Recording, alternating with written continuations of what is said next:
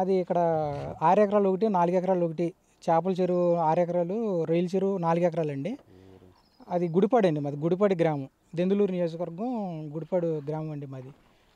అయితే 8 మాసాల నుంచి గవర్నమెంట్ వచ్చిన 8 మాసాల నుంచి కూడా మా చేపలు పట్టనివ్వకోకుండా చాలా హింస పెట్టి ఆ దారిలో మీకు అవకాశం లేదని చెప్పి అడ్డుకుని కోర్టులో వేసారండి. వాళ్ళు గల్లి పెట్టారు, కోర్టులో వేసారండి. 2020లో కోర్టులో వేసారు వాళ్ళు, మాకు దారి లేదని.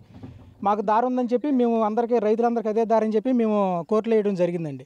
అది కోర్టులో రన్ అవుతుంది, అది వాయిదాలు కూడా తిరుగుతున్నాం. అది జడ్జిమెంట్ కాపీ రాకోకుండానే మమ్మల్ని హింస పెట్టి మమ్మల్ని అడ్డుకుని చెరువుల మీదకి వచ్చి మీరు పడటానికి వీల్లేదు, పడితే మటుకి మేము అడ్డుకుంటాం, ఏదైనా చేతాం అని చెరువులో ముందు కూడా పోసేస్తానన్నారండి. చెరువుల మీదకి వచ్చి చెప్తున్నారు సార్. ఇప్పుడు కూడా ఏంటంటే రొయ్యల చెరువు పట్టుకుందామని చెప్పి నాకు కొద్దిగా తేడాగా ఉందండి, సరుకు పచ్చి సరుకు అది రొయ్యల చెరువు తేడాగా ఉందని చెప్పి నేను పట్టుకుందామని చెప్పి నేను పట్లు కాలినడకనే పట్లు సార్, అది పిల్లర్లు వేసి నేను సిమెంట్ వంతుని కాదు సార్ వేసి, ఇది పట్లు కాలినడకనే వేసి ఆ ఇబ్బంది కాలువకి ఇబ్బంది వస్తే అది తీసేసుకుంటాం సార్ ఎప్పటికప్పుడే. అలా చేస్తే వాళ్ళందరూ కూడా వచ్చి మమ్మల్ని ఇబ్బంది పెట్టిన వాళ్ళు మోరు నరసింహారావు, మోరు రవిబాబు, మోరు మంగరాజు, మోరు సుబ్బరాజు, వాళ్ళందరూ ఆపోజిట్ సార్. వాళ్ళందరూ కూడా ఒక కుటుంబం సంబంధించిన వాళ్ళందరూ కూడా ఏంటంటే మా మీద కక్ష కట్టి ఇలాగా వ్యవహారం చేసి చేస్తున్నారు సార్. అది అప్పుడు ఆ చెరువు పట్టుకుందామని మేము లైన్లోకి వస్తే మా చెరువు మీదకి వచ్చి ఈ చెరువు పడటానికి వీల్లేదు, మేము వెళ్ళలేము సరుకు అని అంటే ఆ సరుకు 8 మాసాలు అవుతుంది సార్. అది 8 మాసాల నుంచి ఆ సరుకు అలాగే ఉంది సార్. మేతలు కూడా వెళ్ళనెత్తలేదు సార్ ఆ చెరువుకి. చాలా ఇబ్బంది పడుతున్నాం సార్. మేము సీఎంఓ ఆఫీస్కి పెట్టాం సార్, కలెక్టర్ గారి ఆఫీస్కి పెట్టాం, సిఏ గారికి ఇచ్చాము, ఎస్ఐ గారికి ఇచ్చాము.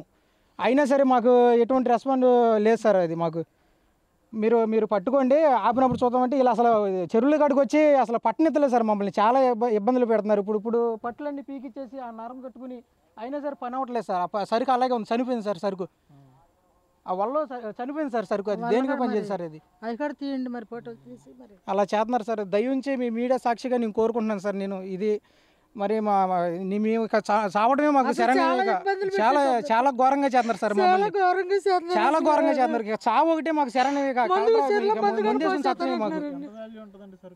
సరుకు మొత్తం అది ఒక 50 లక్షలు ఉంటుంది సార్. ఇప్పుడు అది రూపచంద్ చేపల చెరువు 50 లక్షలు ఉంటుంది సార్. ఇది ఒక 30 లక్షలు ఉంటుంది సార్.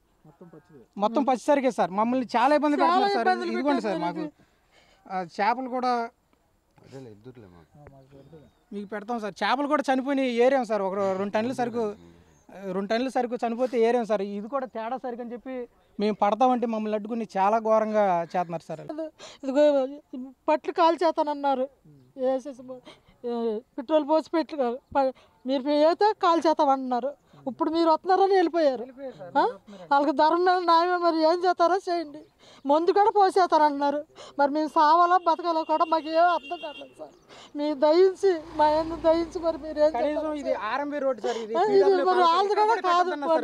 బండి ఎట్టొద్దంటే చాలా ఇబ్బందులు.